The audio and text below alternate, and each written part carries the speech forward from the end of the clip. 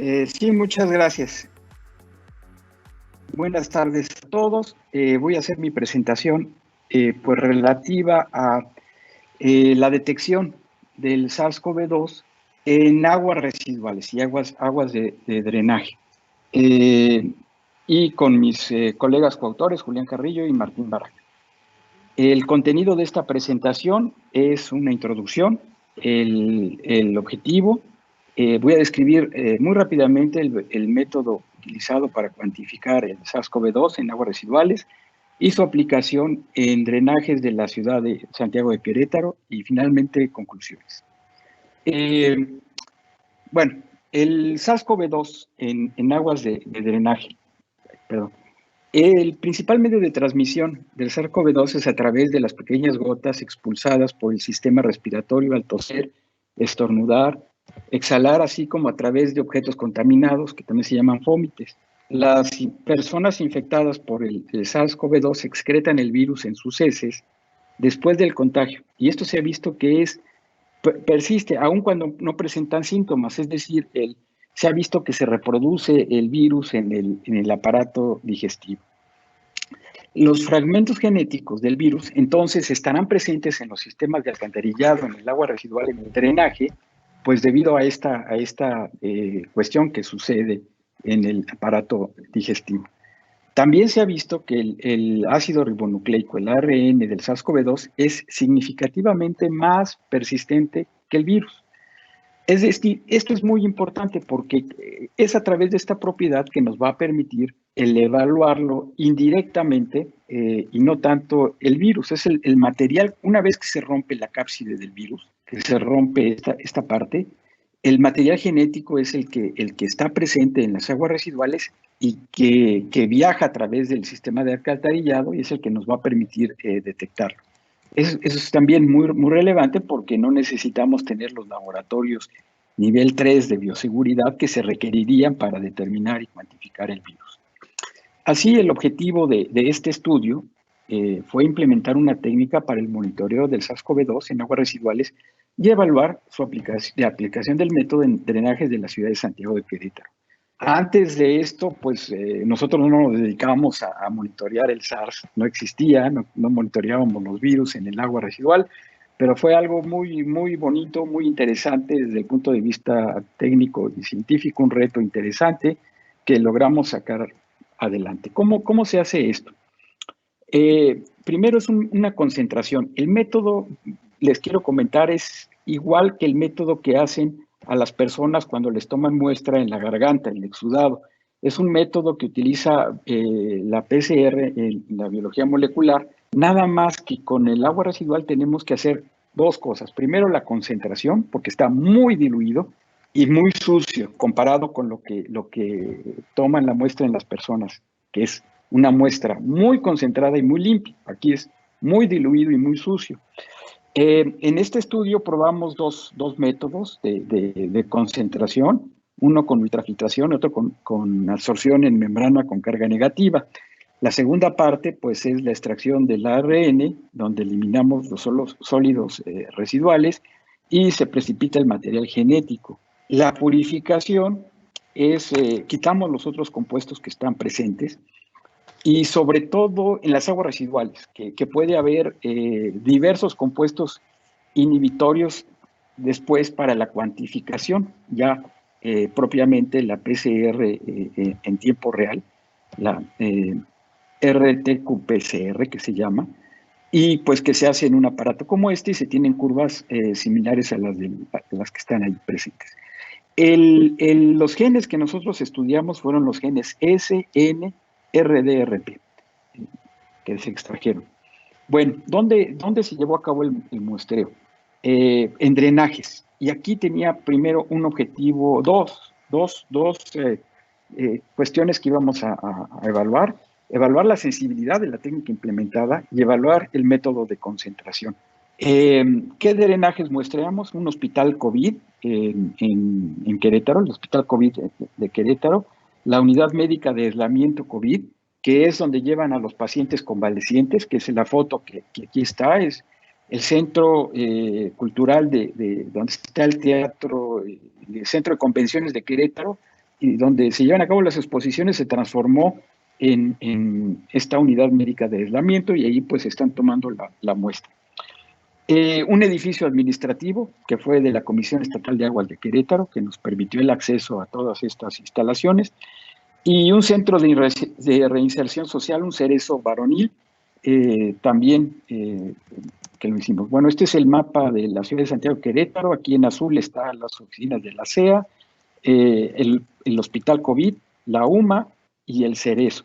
¿Qué características tenían estas muestras que se hicieron? Bueno, evidentemente los pacientes COVID, en el hospital COVID, hospital de convalecientes, sabíamos que iba a haber muestras. En la Comisión Estatal del Agua nos habían dicho que no había contaminados, que tenían un buen control, entonces era un punto negativo. Y el cerezo, que también nos dijeron que ahí no había problemas de COVID. El segundo muestreo se hizo en 2 plantas de tratamiento de aguas, Santa Rosa Jáuregui, aquí está, al norte de la ciudad, y San Pedro Mártir. Este es más o menos el polígono que sirven esas plantas de tratamiento, y aquí el objetivo era evaluar la relación entre los casos reportados y la concentración de material genético.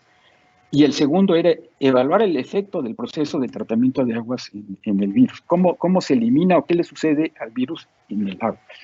Estas son algunas características de las plantas. San Pedro Mártir está diseñada para 750 litros por segundo, pero lo interesante es que, bueno, es un biofiltro, lodos activados, y el efluente está clorado. Sirve más o menos una población de 320,000 habitantes, la de Santa Rosa Jáuregui alrededor de 13,000 habitantes, y en el momento que tomamos las muestras, el sistema de cloración no estaba funcionando. Bueno, esto es importante, ¿no?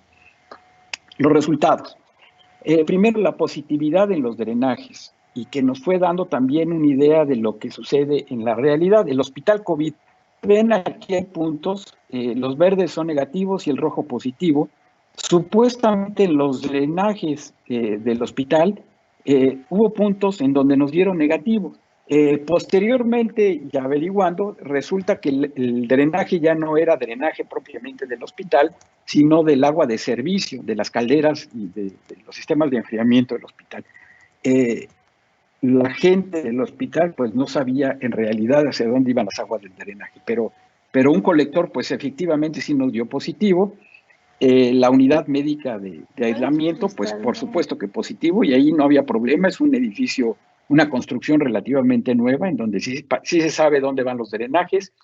La Comisión Estatal del Agua nos dio negativo, y sorpresa, el cerezo nos dio positivo, y luego a la otra semana nos dio negativo. Nos insistían en que allí no había casos positivos. Desafortunadamente, una semana después salió el periodicazo en que había varios reos que estaban contaminados. Entonces, esto pues nos viene a decir que nuestra prueba es lo suficientemente sensible. En cuanto a los métodos de concentración, estas son la concentración dada como logaritmo base 10 de copias de material genético por mililitro. Probamos 2 métodos, y el método de absorción pues tuvo resultados significativamente mayores que el método de ultrafiltración en todos los casos. Bueno, ya en las plantas de tratamiento, ese es el resultado de la concentración de material genético en el influente de la planta. Vean, hay una muy buena correlación entre el logaritmo de los casos reportados como positivos. Esto fue al inicio de la pandemia y se vio cómo fue creciendo con el logaritmo de copias genéticas. Bueno, esto es muy claro que este método nos sirve para saber qué tanto se contamina, qué tanto la población está enferma. En el caso de los lodos activados, sí, gracias, ya voy a acabar. La concentración, pues tiene varios órdenes de magnitud. El caso de los lodos activados, ahí se quedan los genes. Concentración desde 10 a la 10, comparados con 10 a la 4 que encontramos en el influente. Pero algo también bien interesante es que en el efluente de la planta de tratamiento no hay material genético. Y si no hay material genético, pues también las posibilidades de que haya virus son muy pocas, ¿no? Absolutamente todos los datos nos dieron negativos, incluso en Santa Rosa Jáuregui, que no tenía operando el sistema de cloración.